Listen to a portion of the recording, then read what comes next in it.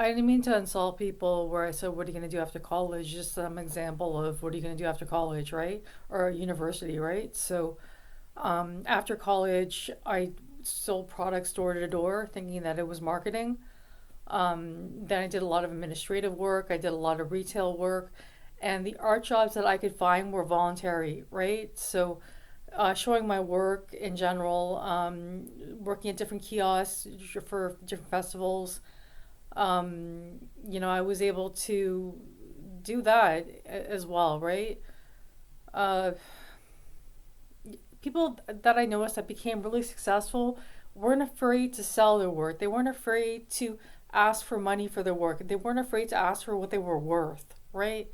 A lot of people, what they did was they sold their work for $25. So that's all you're going to get, right? And then I don't know if this is still applicable or still exists, right? But if your work is cost $300 to make, put it up for $300, right? And then find a company or do your marketing or social media or whatever, right? But if it costs $300 to make, because like I did this hand, right, which was lousy in that video, right? But I sold it for $25, right? And I was so disappointed afterwards because it took me forever to make that hand, right? The one thing that I did right in my 20s is I did a lot of informational interviews. So I got to know people within my field that graduated before. And you can't do this anymore. You can't ask for some like 10 minutes of someone's time. It's 10 minutes of someone's time because, time is money. It's just, can I pick your brains for 10 minutes? Or it doesn't, I don't think it exists anymore. But people that hired their education or that were able to just figure out how to get into agencies in general, right? They did well, or people that switched their majors, people that learned the applications. I never learned the applications, right? I never learned Photoshop. I never learned Illustrator or InDesign or Quark. I don't know if these still exist.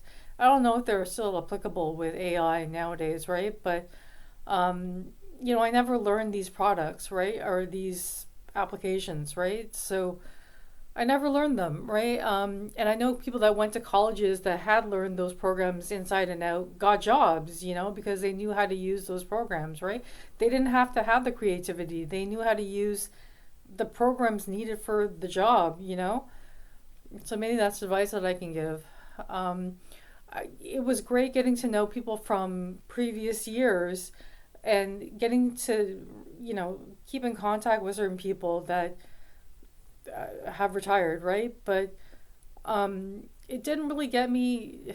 I remember still struggling in my 20s. I remember still calling my old boss from ocad saying, please take me back. I'm suffering. I went through 20 jobs, administrative work,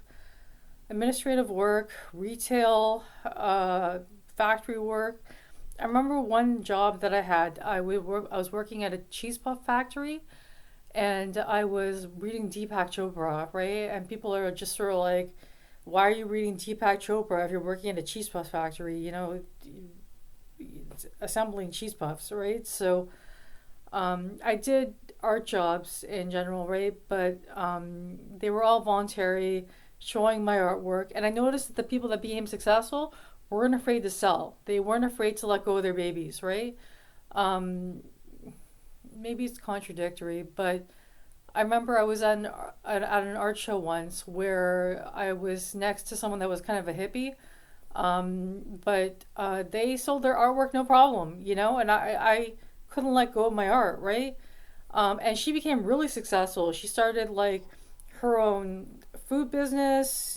She did vlogs about natural foods, healthy foods, and stuff.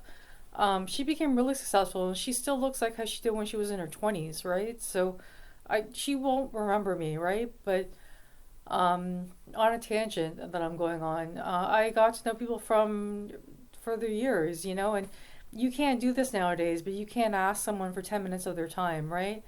I was able to do that back in my 20s, or I was able to write copy in general that got someone's attention and, you know, was able to get 10 minutes of their time, right? So it helped. And I did work as a programming assistant for Community Arts Ontario. Um, and I worked at the Mississauga Arts Festival. I volunteered at the Mississauga Arts Festival. At the Arts Ontario, I was in the nonprofit sector, and I learned how to do an event. So I learned how to do an event at the Harbourfront Center. It was a 7 month gig. I was on the board of directors of SAVAC, but this was when I was smart, right? So I tried again somewhere in the 2010s, and I wasn't smart. Um, but I learned, what else did I learn? I was in the 401 Richmond building, so that was a nice experience as well. But all the art stuff I did was voluntary, and people that are not afraid to let go of their artwork, maybe even at 20, you know what? My advice might not be great with this in general, right? But if your art's worth $300, sell it for $300, right? Or practice selling prints and stuff for however, right? But you have to be comfortable with selling. You have to be comfortable with selling for money.